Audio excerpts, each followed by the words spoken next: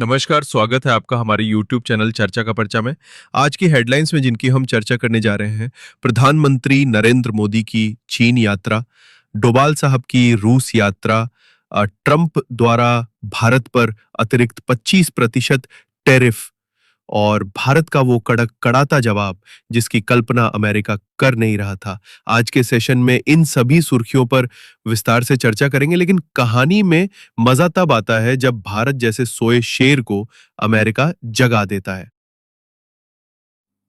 ये बात मैं इसलिए कह रहा हूं क्योंकि लगातार लंबे समय से गलत बयानबाजी कर रहे ट्रंप को में ये समझदारी इतना लेट से क्यों आई और यह समझदारी असल में बेवकूफी क्यों है, ये हमने बताने का प्रयास आपको किया था। तात्कालिक कारण तो यही है कि इन्हें यह रास नहीं आया कि सच उजागर हुआ।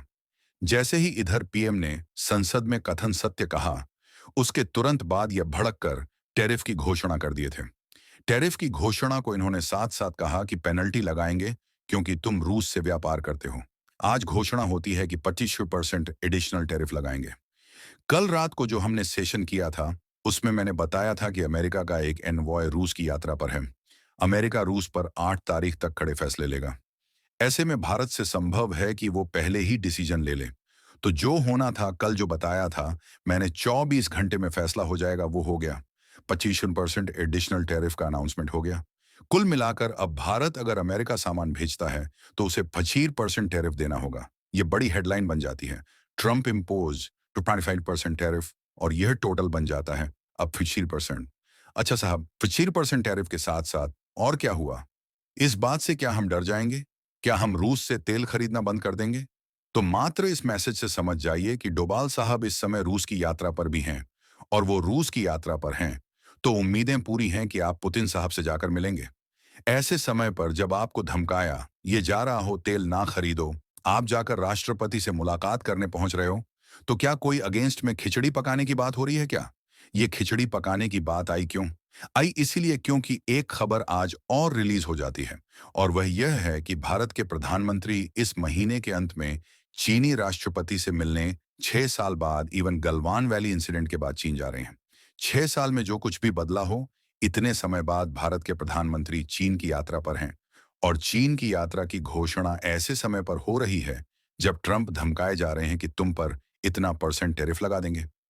ये सारी बातें तो होती ही हैं, और इन सब बातों में एक बात साफ है कि आप जितना हमें खींचोगे, हम उतना और तुम्हारे विरोध में चले जाएंगे। तुम्हें चिढ़ मचती है रूस के नजदीक जाने पर, तो हमारे एनआई से पुतिन से मिलने जा रहे हैं। तुम्हें चिढ़ मचती है चाइना से, तो हम खुद चाइना के साथ खड़े हो रहे हैं। ऐसे में ट्रंप के लिए यह कितना बड़ा सेटबैक होगा जिसके चलते उन्होंने खुला है।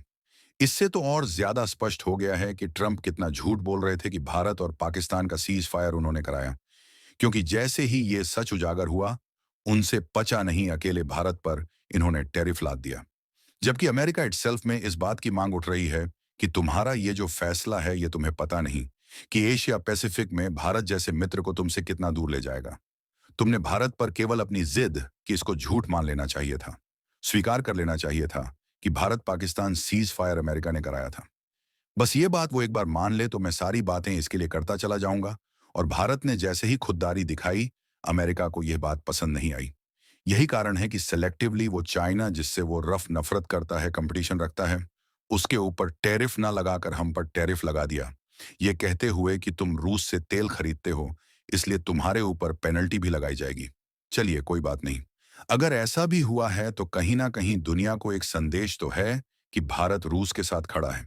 दूसरा संदेश यह भी है कि अमेरिका को भारत से ईगो क्लैश हो चुका है, इस बात का कि भारत, तुम हमसे डरे क्यों नहीं? हमारे कहने पर तुमने सच को, मतलब झूठ को इग्नोर क्यों किया? तुमने झूठ को झूठ का सामना क्यों किया? क्यों अपनी तरफ से आकर सच बोल दिया? ऐसे में अमेरिका की तरफ से प्रॉपर तरीके से बात लिखी गई कि रूस को पैसा मिलता है भारत के तेल खरीदने से, जो दुनिया को यह गाते बजाते आए हैं।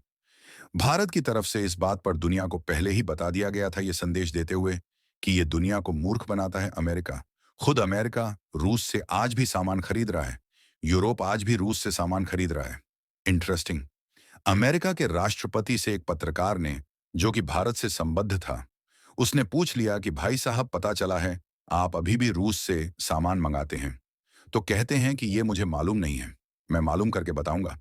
हिपोक्रेसी का आप आलम देखिए। ये व्यक्ति कितना बड़ा दोगला है भारत पर, इसलिए कि हम तेल मंगा रहे हैं। आप पर प्रतिबंध लगेगा और खुद आज भी यूरेनियम रूस से मंगाता है, और यह पत्रकार पूछ लेता है तो कहता है कि मैं मालूम करके बताऊंगा कि क्या वाकई में ऐसा है। खैर, जो भी है, इसका दोगलापन उजा चुकाएगा अमेरिका। अब वो समझिए।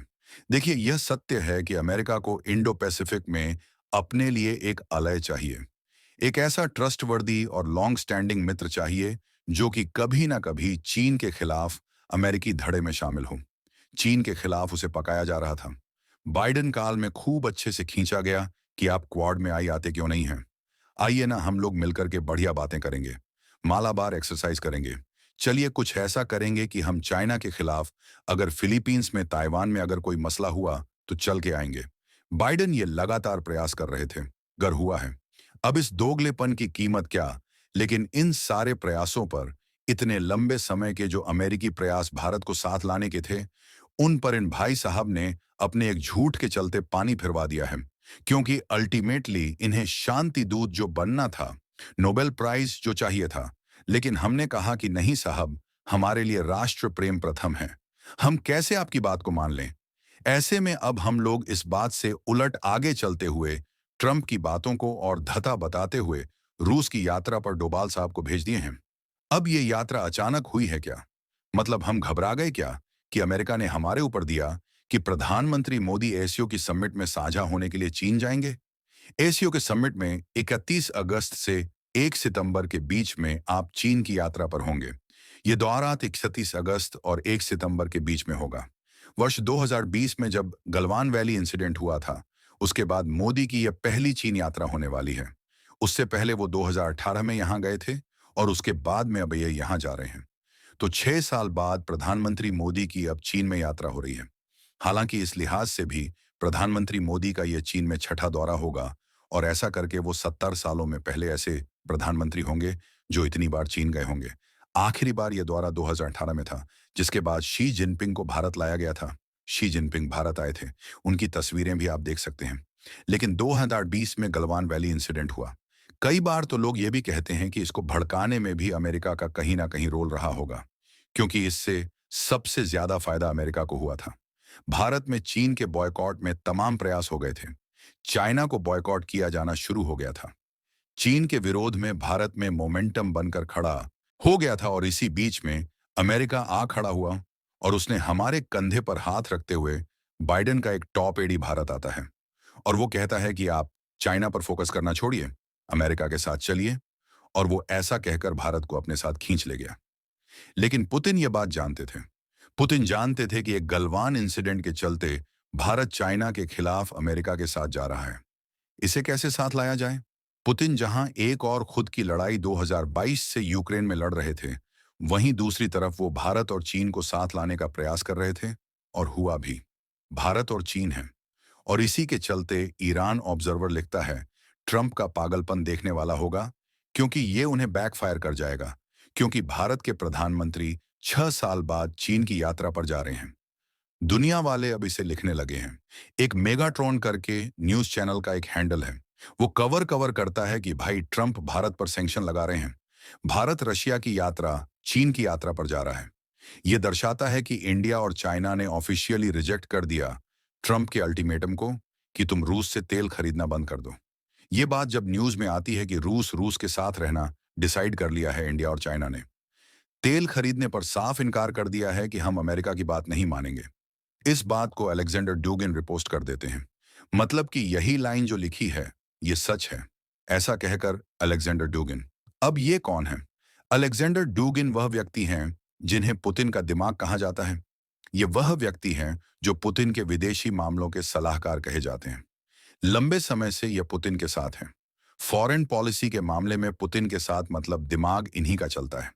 मतलब एक तरह से समझिए कि ग्लो जो ब्राजील झगड़ क्यों रहे हैं, और उस झगड़े के चलते ब्राजील पर भी इन्होंने 75% टैरिफ लगा दिया था कि अमेरिका वालों सुन लो, ट्रंप से तो मैं बात भी नहीं करूंगा, क्योंकि ट्रंप ने बयान में यह कह दिया था कि मैं ब्राजील पर 50% टैरिफ लगा रहा हूं।